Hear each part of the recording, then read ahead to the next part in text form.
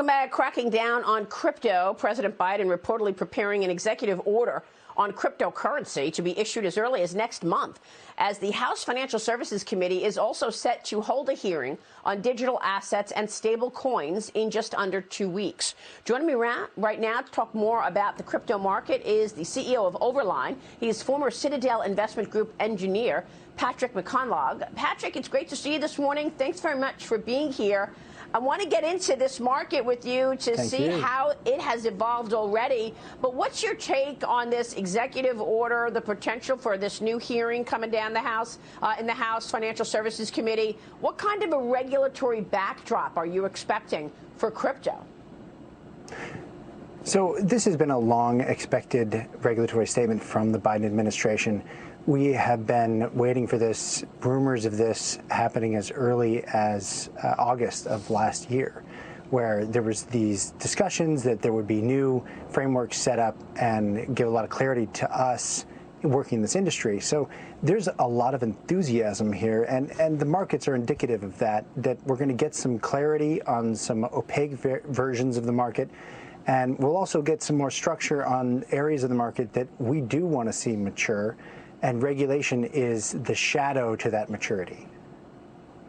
Yeah, and I think the structure details are really important to give us a sense of where the growth is in this business. You've been doing this a long time, and I want to get your take on traditional assets like Bitcoin, because it's been so volatile out there. But you think traditional assets are going to continue to lose steam as newer blockchain technologies come into the forefront. Tell us more about that and how you see this market evolving and becoming clearer.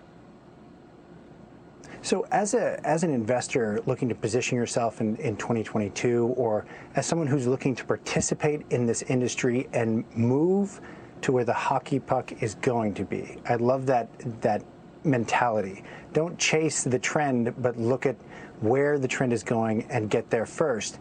And to get there first with crypto, you really need to buckle down and look at some of the education behind these protocols, but also the technical fundamentals. So the quick buck, the Doge coin, the meme coins, those are done. 2022 is going to see a lot more regulation, as you just mentioned, but also interruptibility.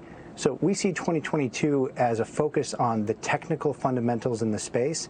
And so when you're looking at which one of these things to join, to work for, to invest in, it's key to find the one that's hardest, which is interesting because I also think 2022 is going to be a lot easier. It's the year of getting rid of a lot of the complications and difficulties in working in this space. But if you want to invest in the space, you're looking for what's harder. So where is your price projection for Bitcoin in a decade's time, in 10 years' time, Max? Well, in fiat times, it's going to infinity because all in fiat, 10 years' time, in 10 years' time.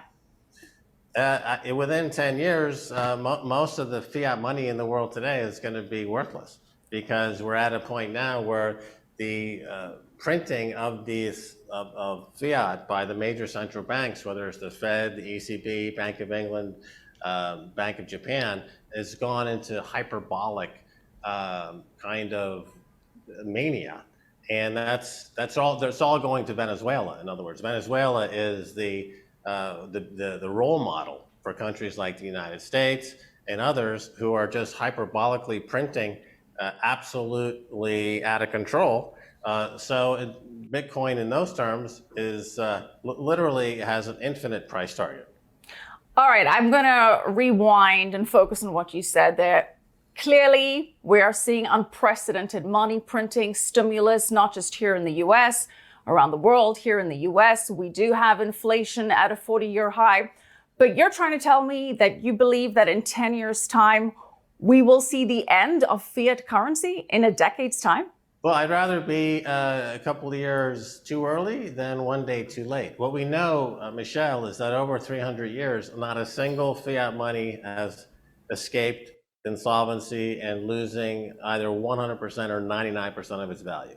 That's the track record fiat money has for the past 300 years. None have escaped going to zero. So why would you bet that suddenly that 300-year trend is going to somehow change course And I think over the next 10 years, as you see these economies, these major economies like the US and China, who are carrying debt loads 300% to GDP, suddenly hit the breakers, and they're going to just try to print their way out of all this, and so we're talking about a fiat money apocalypse. Look, to your point, mankind has debased every fiat currency since the beginning of fiat currencies. I mean, there was a time when the Portuguese escudo used to be the global reserve currency. So I hear that trend, and it makes sense on a fundamental level, but it's your timeline that I'm somewhat questioning here. Well, like I said, I'd rather be cautious and load up on as much Bitcoin as I possibly can now and not try to play games on the timing side. What I do know for sure is that these fiat money, all this currency is going to go to zero. You know, the reason why Bitcoin is already in the tens of thousands of dollars per coin is that all of the major fiat money in the world is right now in a hyperinflationary collapse against Bitcoin. That's already happening right now. The dollar, the yen, yuan, they're all in a hyperinflationary collapse against Bitcoin right now. And that trend is going to continue. And yet we haven't seen that reflected so far in the price of Bitcoin. Yes. Considering... Well, how do you think you got to Bitcoin at 40,000, 50,000, 60,000 a coin? Well, I mean, the recent decline. The fiat money is collapsing in a hyperinflationary collapse. The purchasing power of the fiat money versus Bitcoin is collapsing.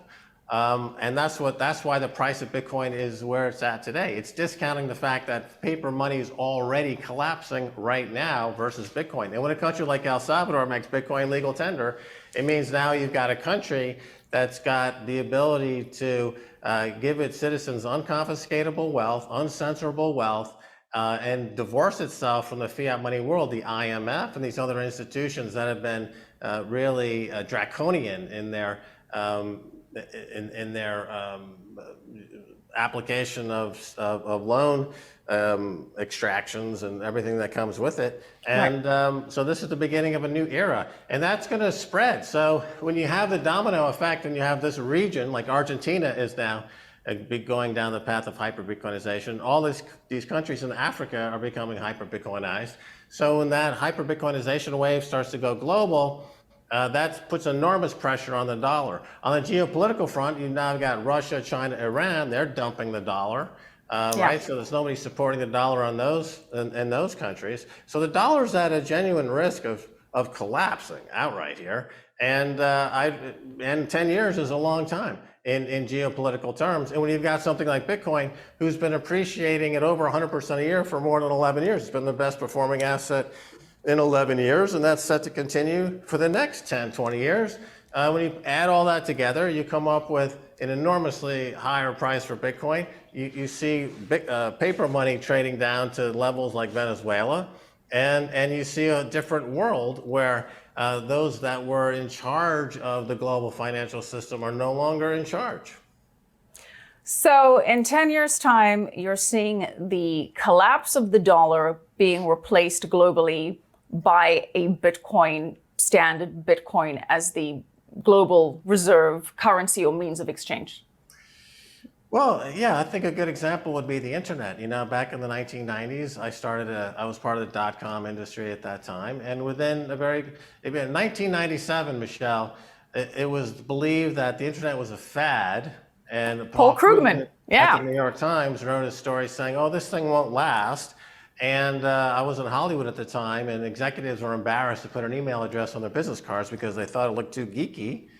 But then you had that hockey stick moment, and now the internet is ubiquitous. And that happened very, very quickly.